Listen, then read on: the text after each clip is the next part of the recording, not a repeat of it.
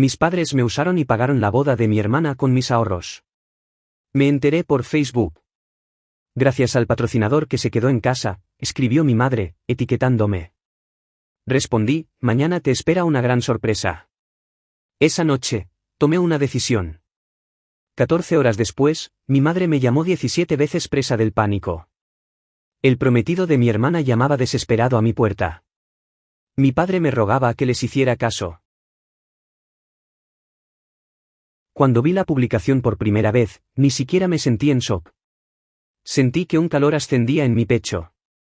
Una especie de furia hirviente que no llegó de golpe, sino que se extendió lentamente por mí, como el humo que llena una habitación. Mi madre había publicado una foto de la boda. Mi hermana, con su vestido, radiante como una novia de Disney. Mi padre y mi madre a cada lado de ella. Decenas de personas detrás aplaudiendo. Un lugar que definitivamente no era barato. Me golpeó en el estómago. Ni siquiera me habían invitado a la boda. No había oído ni una sola cosa sobre ella en semanas. Se habían puesto en silencio de radio desde que mi hermana y su prometido tuvieron una pelea por dinero en una barbacoa de la que yo no debía enterarme. Simplemente supuse que se había pospuesto o reducido. Pero ahora me estaban agradeciendo públicamente, ¿por qué? Hice clic en las fotos, la comida, la banda, el pastel gigante. Nada de esto parecía algo que pudieran permitirse ahora mismo. A menos que consiguieran ayuda o usaran dinero que no fuera suyo. Fue entonces cuando empecé a atar cabos. Los $8,500 que les había dejado a mis padres para que los guardaran. Habían estado en su cuenta durante meses. No quería tenerlos en mi apartamento porque el vecindario no era muy bueno y no usaba mucho la banca en línea en ese entonces. Se suponía que eran para un coche. Mi coche estaba en las últimas. Había estado trabajando sin parar para ahorrar ese dinero. Y ahora estaba viendo una boda a la que no asistí, no sabía qué estaba sucediendo y, aparentemente, era el patrocinador. Aún así, una parte de mí esperaba estar equivocado, que tal vez fuera solo una broma. Tal vez era su forma de agradecerme por otra cosa. Tal vez no era mi dinero. Llamé a mi padre, le dije que necesitaba preguntarle algo. Solo quería saber si el dinero seguía donde lo había dejado. Ni siquiera sonaba culpable. Dijo que lo habían usado, que la boda había surgido rápido, que las cosas estaban apretadas y que necesitaban ayuda. Que de todos modos solo estaba ahí, que yo no lo estaba usando. Como si eso justificara todo. Lo dijo como si no fuera gran cosa. Como si no fuera un robo, como si no fuera una traición. No grité. No discutí. Simplemente colgué. Ese fue el momento en que todo encajó en su lugar. La publicación, las sonrisas, la falta de una invitación, todo tenía sentido. No me habían querido allí porque no era un invitado. Era un cajero automático. Esa noche, llamé a un abogado, alguien que conocía de la universidad, y le conté todo. El dinero era mío, dejado en custodia. Sin permiso dado, sin préstamo, solo pura prepotencia de una familia que claramente no pensaba que yo haría algo al respecto. A la mañana siguiente, la demanda ya estaba en marcha. A las 9:03 de la mañana, envié un mensaje de voz a mi madre, mañana. Te llevarás una gran sorpresa. Debe haberlo escuchado de inmediato porque el pánico se instaló rápidamente. Al mediodía, me había llamado 17 veces. Mi padre me envió un mensaje de texto 2 veces y luego dejó un mensaje de voz diciendo que todo esto era un malentendido. El prometido de mi hermana apareció en mi puerta como si fuera vida o muerte. No abrí porque esto ya no se trataba solo de dinero. Se trataba de respeto. Y estaban a punto de aprender lo que sucede cuando tratas a alguien como si fuera prescindible. El silencio que siguió a mi mensaje fue efímero. Exactamente a las 6:41 de la mañana, mi teléfono se iluminó con la primera llamada.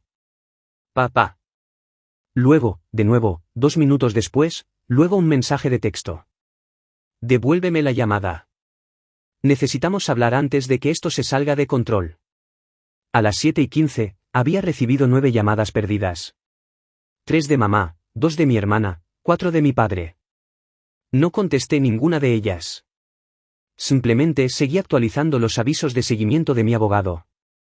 El papeleo estaba listo. Entrega certificada. No solo una carta, una demanda completa de reembolso con intereses y honorarios legales incluidos. El abogado se aseguró de dejarlo claro. Robo de fondos confiados retenidos sin autorización.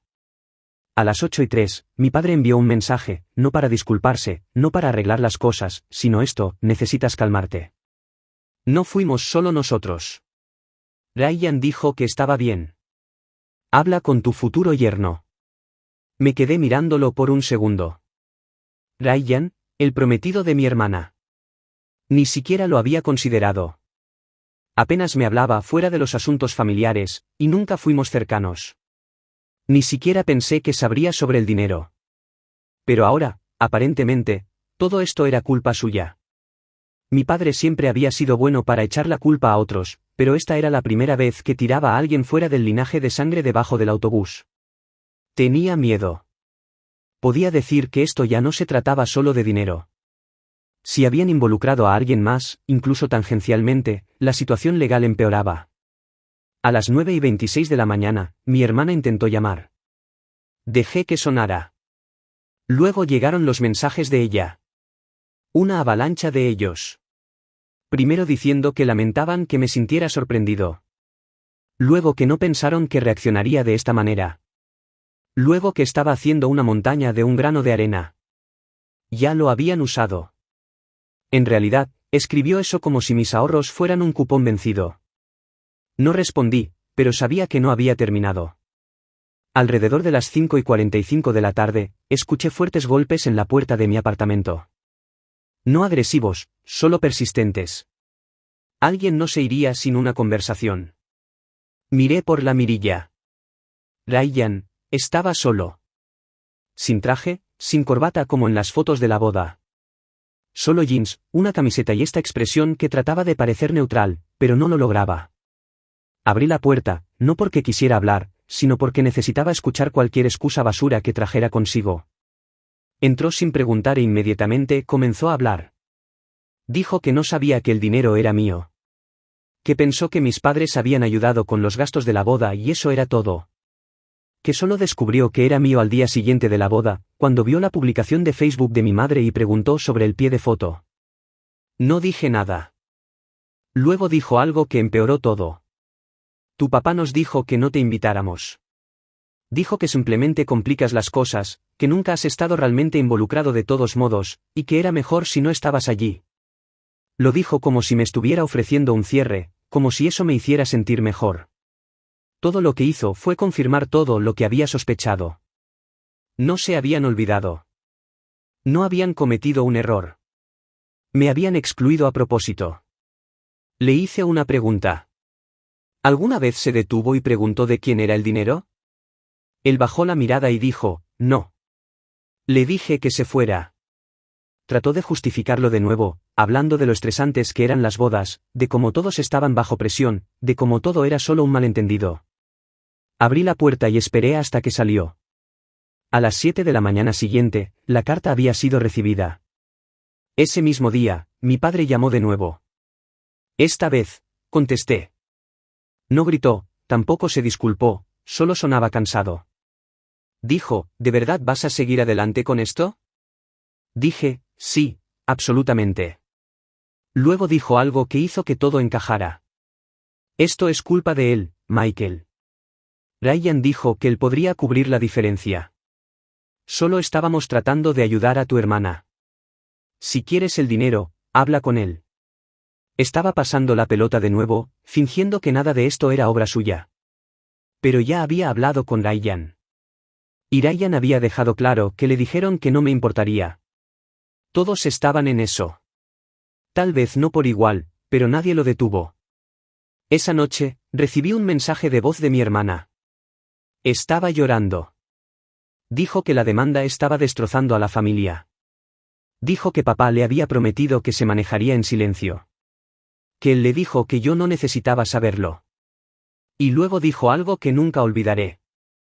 No te invité porque no quería escucharte decir que no. Pensé que si no estabas allí, sería más fácil. Más fácil. Usaron mi dinero, me dejaron fuera, mintieron. Y fue más fácil de esa manera. Fue entonces cuando supe que no solo estaba demandando por el dinero. Estaba demandando para recordarles que no era desechable. A la mañana siguiente, alguien tocó el timbre de mi apartamento a las 6:57 de la mañana. No me moví. Tocaron el timbre de nuevo. Luego 3 veces más. Finalmente revisé la cámara, esperando a Ryan de nuevo. No. Esta vez eran los 3. Mi padre, mi hermana, Ryan, todos parados afuera de la entrada principal como un grupo desarreglado. Mi hermana estaba caminando de un lado a otro. Papá tenía los brazos cruzados. Ryan estaba hablando rápido, probablemente tratando de convencerlos de que esto era un error. No les abrí. A las 7:03, mi teléfono sonó. Era mi madre. No contesté. A las 7:05, mi padre envió un mensaje de texto. Estamos abajo. Abre la puerta. No nos iremos hasta que hablemos. Los dejé esperar 20 minutos antes de bajar. Todavía estaban allí cuando abrí la puerta del edificio. Mi hermana levantó la vista como si estuviera a punto de derrumbarse. Ryan evitó el contacto visual. Mi padre pasó directamente a su discurso. Dijo que esto se había salido de control, que éramos familia, que las demandas eran para extraños, no para sangre. Que estaba tratando de arreglarlo. Le hice una pregunta. Solo una. ¿Les dijiste que estaba bien usar mi dinero? Él dijo que no. Luego sí, luego algo así. Luego culpó a Ryan. Dijo que Ryan se suponía que iba a pagar parte de la boda, pero se quedó corto y que todo se habría derrumbado si no hubieran intervenido, que asumió que yo entendería que era solo un mal momento. Luego, Ryan intervino diciendo que mi papá le dijo que yo no estaba involucrado en asuntos familiares, que no me importaría ayudar y que ya estaba decidido cuando descubrió de quién era realmente el dinero. Me giré hacia mi hermana. Apenas me miró. Le pregunté directamente si sabía que era mi dinero. Ella asintió. No sabía qué hacer. Pensé que papá lo estaba manejando. Dijo que te lo pagaríamos en silencio. ¿En silencio? Como si fuera un problema que debía ser manejado. No un hermano, no un invitado, solo una alcancía. Entonces papá dijo algo que lo selló. Por eso no queríamos que te involucraras en la boda. Siempre reaccionas de forma exagerada. Me reí. En realidad, me reí porque me di cuenta en ese momento de que realmente creían que eran las víctimas aquí, que yo era el irracional por querer que me devolvieran mi dinero robado, que de alguna manera era una traición que no les permitiera ocultarlo debajo de la alfombra. Miré a Ryan. Te estás casando con esto, le dije. Deberías saber a lo que te estás apuntando. No dijo una palabra. Comenzaron a levantar la voz, suplicando, amenazando, rogando. Mi hermana dijo que no podían devolverme el dinero en este momento, que ya habían usado el fondo de la luna de miel para muebles, que si seguía adelante con la demanda, podría perder su trabajo porque había firmado algo para el lugar de la recepción. Mi padre solo seguía diciendo lo mismo una y otra vez, que Ryan había estado de acuerdo, que esto no era un robo, que yo lo estaba exagerando. Entonces Ryan estalló. ¿Me dijiste que era un regalo de Michael? Dijiste que no le importaría. El patio se quedó en silencio. Mi hermana se giró hacia mi padre. ¿Es eso cierto? Él no respondió. Entonces ella dijo, me dijiste que era idea de Ryan. Todo se vino abajo a partir de ahí.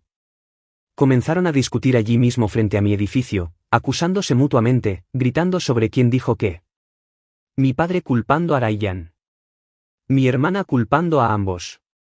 Ryan tratando de alejarse mientras mi hermana lo agarraba del brazo. Me quedé allí y observé durante un minuto, luego dije, todos pueden explicar esto a un juez.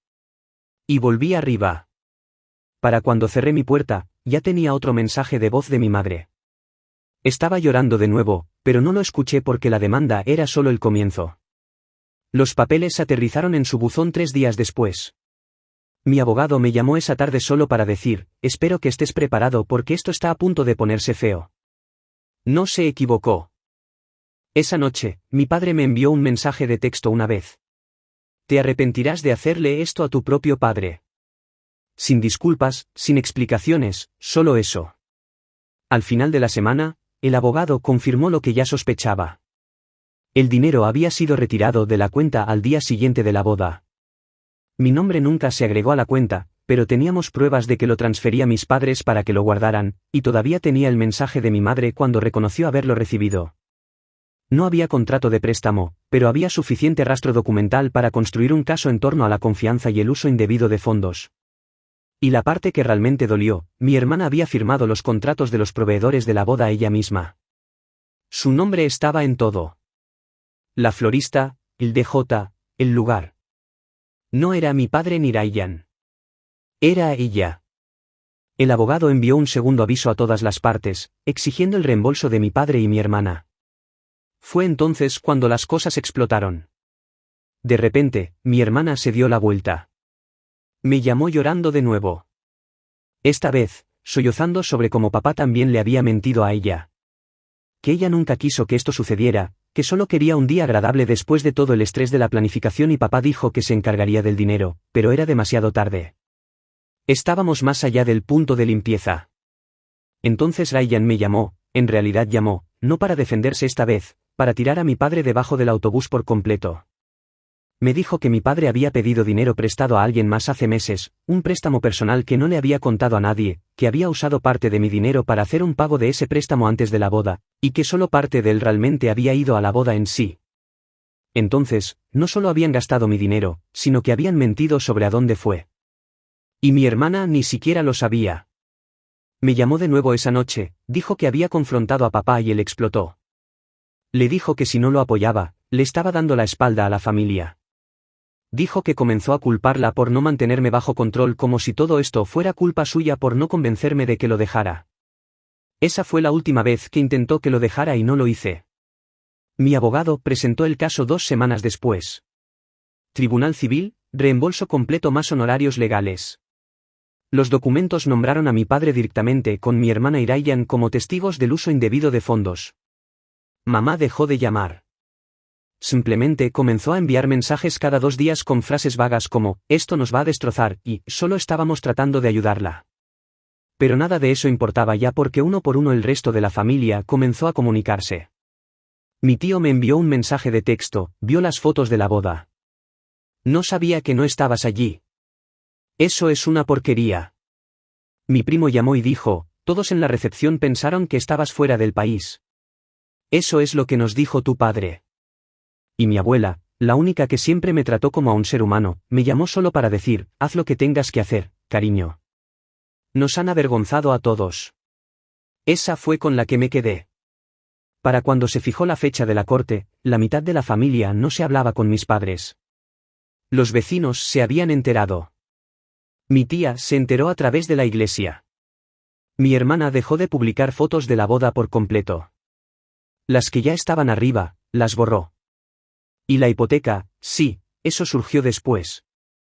Solía enviarles dinero a veces en silencio, ayudaba a pagar el seguro de su coche, cubría la factura de la electricidad 2 veces, nada enorme, solo lo suficiente para mantener las cosas estables. Pero después de todo esto, les dije que nunca más verían un centavo mío. Fue entonces cuando el pánico se convirtió en verdadera desesperación. La fecha del juicio estaba ahora grabada en piedra. 3 de junio, 10 de la mañana. La demanda civil por el uso no autorizado de fondos se escucharía. Mi abogado dijo que era un caso limpio, no simple emocionalmente, pero sencillo legalmente. Ni siquiera me sentía ansioso, solo concentrado. Era la primera vez en semanas que sentía que volvía a tener el control. Fue entonces cuando comenzó el verdadero desmoronamiento. Dejé de contestar los mensajes de mi madre primero. Ella seguía enviando mensajes de texto como, no eres una persona cruel. Lo sé. Y sentémonos y hablemos antes de que sea demasiado tarde. Pero nunca negó lo que hicieron. Ni siquiera lo admitió tampoco. Sus textos eran solo cebo emocional, nunca rendición de cuentas. La bloqueé. Luego bloqueé a mi hermana de nuevo después de que me enviara un mensaje desde otro nuevo número preguntándome si al menos consideraría poner la demanda en pausa. Dijo que estaban tratando de refinanciar el préstamo del coche y que ya no podían hacer los pagos mínimos. No respondí, ni siquiera para decir que no. A la mañana siguiente, mi padre me dejó un mensaje de voz. ¿De verdad vas a seguir adelante con esto, eh? ¿Crees que esto es justicia? ¿Te vas a sentir grande demandando a tu propio padre? ¿Por qué?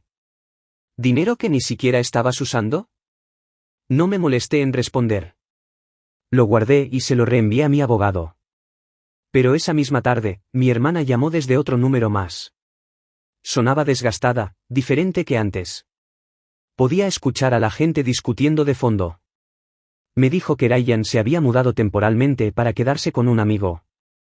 Dijo que las cosas estaban tensas, que la pelea por el dinero se convirtió en algo más grande, que Ryan culpaba a mi padre por hacerlo quedar como un idiota, peor aún, un ladrón.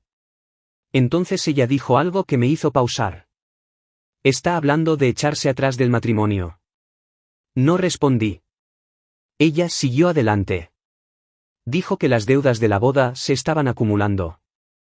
Dijo que mi padre no había hecho su contribución habitual para la hipoteca ese mes y estaban cortos por casi $800. Que estaba atrasada en la factura de la electricidad, que todavía estaban pagando intereses por las sillas de la boda. Las sillas por el amor de Dios, y su banco ya había llamado 2 veces. Entonces ella lo dijo, ¿simplemente vas a abandonarnos? No le respondí de inmediato. Quería decir algo medido, pero en cambio pregunté, ¿alguna vez se detuvieron y preguntaron cómo estaba pagando mi renta mientras ahorraba para ese coche? Ella guardó silencio. ¿Sabes cuántos turnos tomé los fines de semana? ¿Cuántas veces dije que no a salir con amigos porque estaba ahorrando cada dólar que podía? ¿Alguna vez se les ocurrió eso cuando los vieron gastarlo en pastel, decoraciones y una estúpida pared de globos? Ella comenzó a llorar de nuevo. Pero no me ablandé porque ya no se trataba solo del dinero. Era la completa falta de reconocimiento, como si fuera una nota al pie en su vida. Alguien que no importaba a menos que necesitaran algo. Luego le recordé que había 56 personas en tu boda. ¿56? Ni siquiera me enviaste una invitación, susurró ella. No quería escucharte decir que no.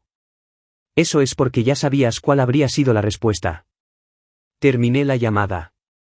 Más tarde esa noche, mi padre me envió un mensaje de texto. Si esto va a juicio y termina en mi expediente, perdemos la casa. Piensa en lo que estás haciendo. No respondí porque durante años, había estado pensando en lo que estaba haciendo. Cada vez que cubría una factura, cada vez que decía que sí a prestar dinero, cada vez que ayudaba sin que me lo pidieran, y ni siquiera decían gracias, solía enviarles Venmos silenciosos. Pagué la factura del agua una vez. Dividí el seguro del coche cuando se redujeron las horas de mi padre.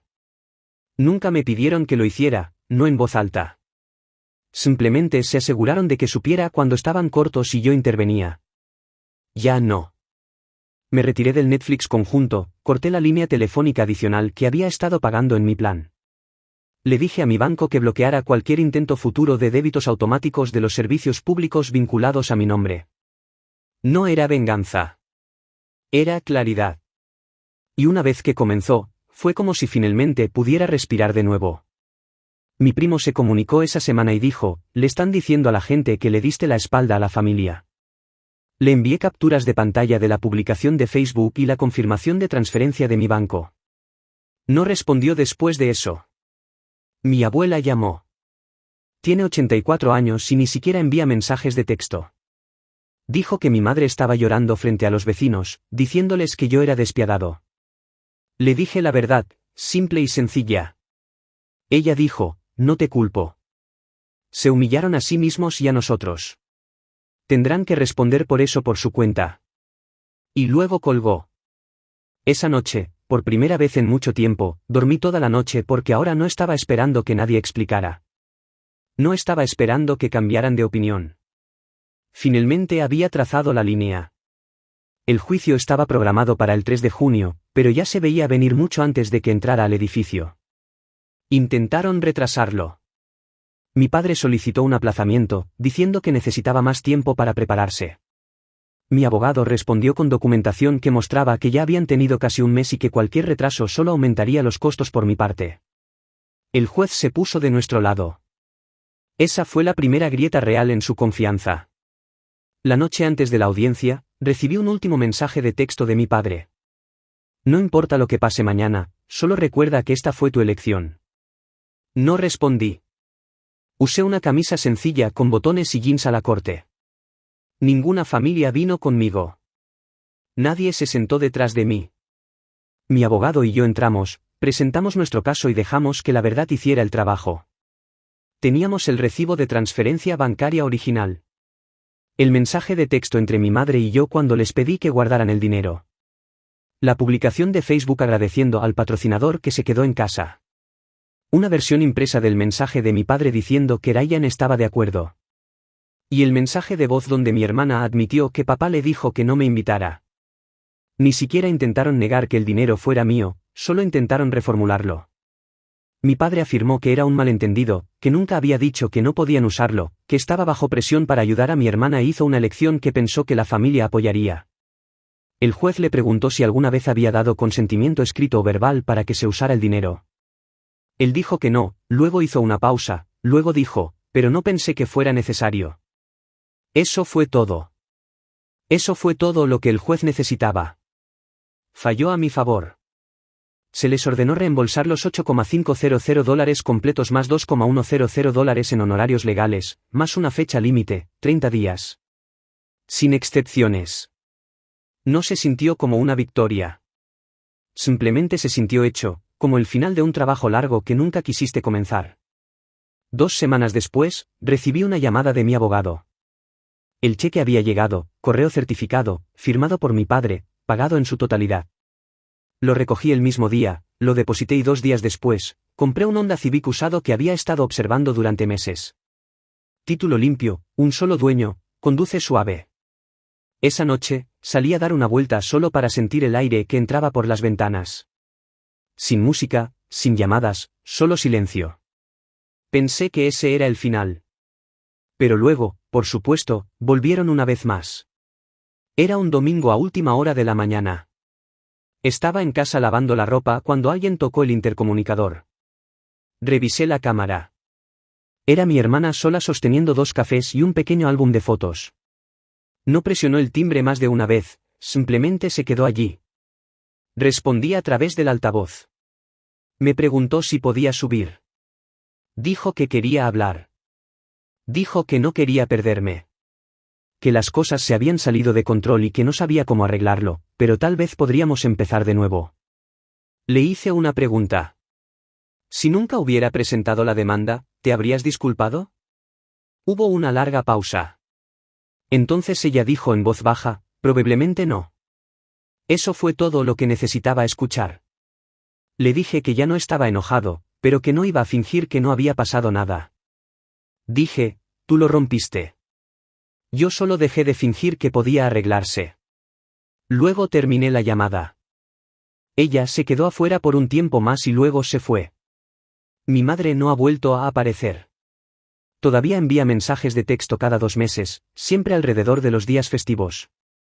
Cosas como, te extrañamos. O, espero que estés bien. Nunca respondo. No he hablado con mi padre desde la audiencia. Ni una sola vez. Probablemente nunca lo haga. Ryan y mi hermana no duraron. Se mudó oficialmente 3 meses después de la boda. Mi primo dijo que ha vuelto a vivir con sus padres y se niega a hablar de nada relacionado con nuestra familia. La mayor parte de la familia extendida se puso de mi lado en silencio en su mayor parte, pero claramente mi abuela todavía llama todos los domingos. Me dijo la semana pasada que mis padres les dijeron a los vecinos que los había cortado por razones triviales. Luego dijo, solían estar orgullosos de ti. Ahora solo están amargados porque dejaste de permitirles que te usaran. Esa se me quedó grabada. Y lo curioso es que no me siento amargado. Me siento libre. Por primera vez en mi vida, no estoy atado a personas que solo me recuerdan cuando hay una factura que pagar. No estoy atrapado en obligaciones silenciosas. No estoy cargando con una culpa que no me pertenece. Todavía vivo en el mismo apartamento. Todavía trabajo en el mismo trabajo. Pero todo se siente diferente ahora. Porque ahora, cada dólar que gano, es mío. Cada decisión que tomo, es mía. Y cada límite que establezco, se mantiene. Ese es el final. Sin venganza, sin reunión, solo paz. Y, sinceramente, eso vale más que los $8,500. Han pasado unos 6 meses desde que terminó la demanda. La vida ha sido tranquila, exactamente como la quería. La semana pasada, recibí una carta por correo de un bufete de abogados que no reconocía. Al principio pensé que era correo basura, pero cuando la abrí, vi que era del abogado de Ryan. No relacionado directamente conmigo, más bien una formalidad. Resulta que Ryan presentó un caso de reclamos menores contra mi padre por tergiversación y daños financieros. Básicamente, está tratando de recuperar parte del dinero que invirtió en la boda. Aparentemente, gran parte del provino de préstamos que sacó basándose en promesas que mi padre hizo y que nunca se cumplieron. La carta era solo un aviso de que mi nombre había aparecido en los documentos y que se me podría pedir que confirmara partes de la línea de tiempo. Llamé al número que figuraba en la lista, les di una breve declaración y eso fue todo. Sinceramente, no me golpeó emocionalmente de una forma u otra. Simplemente se sintió como un cabo suelto que se estaba atando solo. En noticias no relacionadas, había estado planeando lentamente una mudanza fuera del estado. Nada importante, solo surgió una oportunidad de trabajo y se siente como el momento adecuado. Nueva ciudad, gente nueva, borrón y cuenta nueva. No le he contado a nadie de la familia. No porque me esté escondiendo, sino porque ya no conozco las actualizaciones. Es extraño lo rápido que se normalizan las cosas una vez que te quitas el peso de encima. El silencio que solía encontrar incómodo ahora es algo que protejo. Pacífico, privado, mío.